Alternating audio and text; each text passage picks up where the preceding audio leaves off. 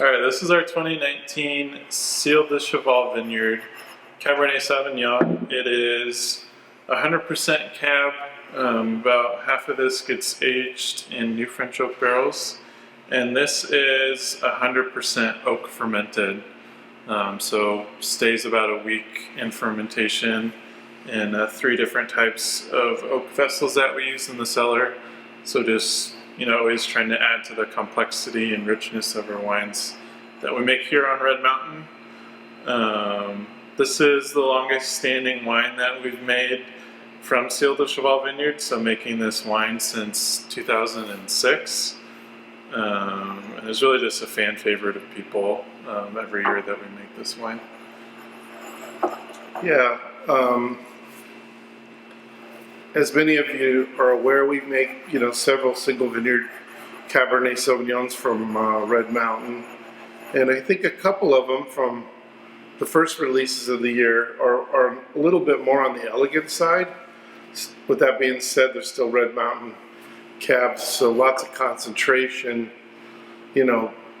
good tannin structure, and the first thing that comes to mind for me is get kind of those little bit of dusty tannins that are sort of a signature of Red Mountain, and which differentiates ourselves and makes, I think it just enhances the characteristic of the wine, and definitely see that in this wine. Mm-hmm. Yeah, I'm getting some nice baking spices.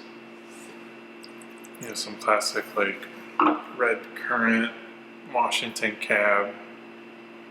And this definitely will age out well. I mentioned before the 19 vintage,